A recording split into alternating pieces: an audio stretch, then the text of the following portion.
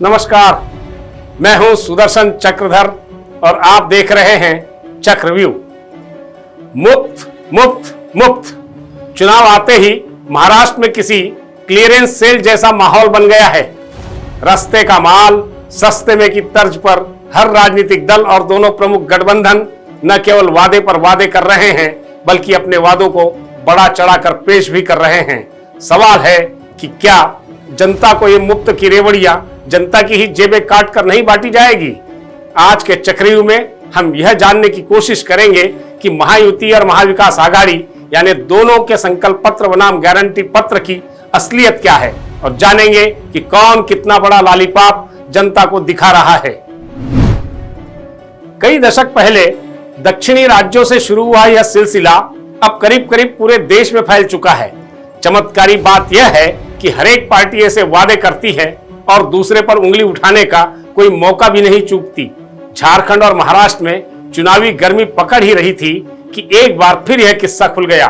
मजे की बात यह है कि इस बार वाद विवाद की शुरुआत कांग्रेस अध्यक्ष मल्लिकार्जुन खड़गे के एक बयान से हुई और वह भी कांग्रेस की सरकार वाले कर्नाटक राज्य में।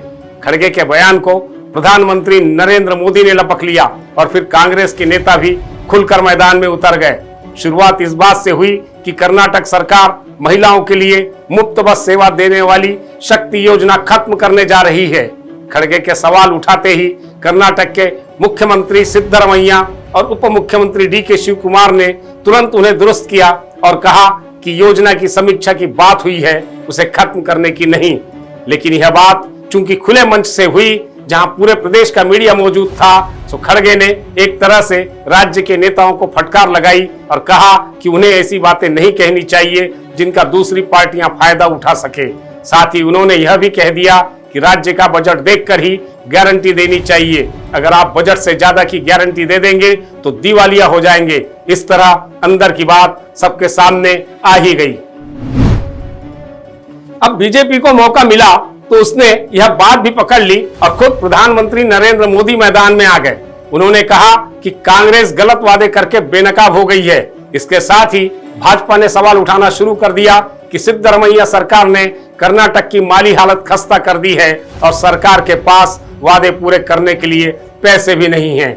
हालांकि कांग्रेस की तरफ से इसका खंडन भी हो रहा है, लेकिन बाकी देश में यह विवाद छिड़ गया है कि चुनावी वादे जनता की भलाई के लिए हैं या फिर वोट जुटाने के लिए रेवड़ी बांटने की कवायद है। इसके बावजूद महाराष्ट्र चुनाव के लिए कांग्रेस के नेतृत्व वाली महाविकास आघाड़ी की तरफ से 5 गारंटियों का ऐलान भी हो गया। मजा यह कि खुद राहुल गांधी ने यह ऐलान कर दिया, फिर बीजेपी ने इसे चुनावी जुमला भी करार दे दिया। सवाल है कि ये चुनावी वादे हैं या रेवड़ियां, और यह सवाल तो 2 साल पहले खुद प्रधानमंत्री नरेंद्र मोदी ने ही खड़ा किया था, लेकिन अब उनकी ही पार्टी भाजपा भी यही सब कर रही है। तब ये इसे क्यों नहीं रोक पा रहे हैं? बता दें कि महाराष्ट्र विधानसभा चुनाव में वादों की झड़ी लग गई है। एक तरफ सत्ताधारी महायुति ने 10 गारंटियां दी हैं, तो दूसरी ओर से विपक्षी महाविकास आघाड़ी ने भी 5 बड़े वादे किए हैं। दोनों ही गठबंधन के केंद्र में महिलाएं, किसान और युवा है। एक तरह से ये भी कह सकते हैं कि चुनाव में जीत चाहे जिस भी गठबंधन की हो, लेकिन सत्ता के केंद्र में ये 3 वर्ग ही रहेंगे। इन तीनों ही वर्ग को हर महीने मुफ्त के पैसे देने का वादा दोनों गठबंधनों ने किया है। भाजपा की तरफ से केंद्रीय गृह मंत्री अमित शाह ने महाराष्ट्र चुनाव के लिए 25 घोषणाओं का संकल्प पत्र जारी किया। इसमें किसानों को कर्ज माफी देने की बड़ी घोषणा की गई।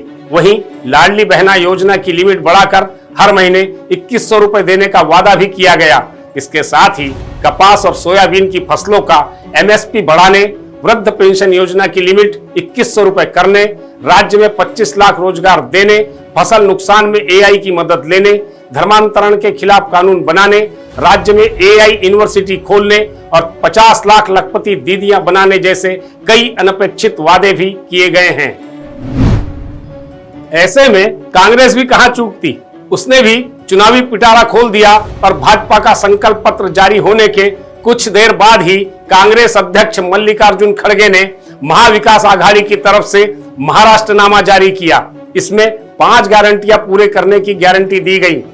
आघाड़ी ने महालक्ष्मी योजना शुरू करके महिलाओं को हर महीने 3,000 रुपए और बेरोजगारों को 4,000 रुपए की मदद देने, जाति जनगणना कराने, आरक्षण की सीमा बढ़ाने, 3 लाख किसानों की कर्ज माफी करने, किसानों को 50,000 रुपए की प्रोत्साहन राशि देने, हर परिवार के लिए 25 लाख रुपए का स्वास्थ्य बीमा करने, सालाना 6 गैस सिलेंडर 500 रुपए में देने और 300 यूनिट तक बिजली मुफ्त देने के अविश्वसनीय वादे किए गए हैं। अब सवाल है कि सत्ता में आने के बाद ये दोनों गठबंधन वाले अगर इतने सारे पैसे मुफ्त में बांटेंगे और जनता को देंगे तो राज्य की तिजोरी में इतना पैसा कहां है भाई?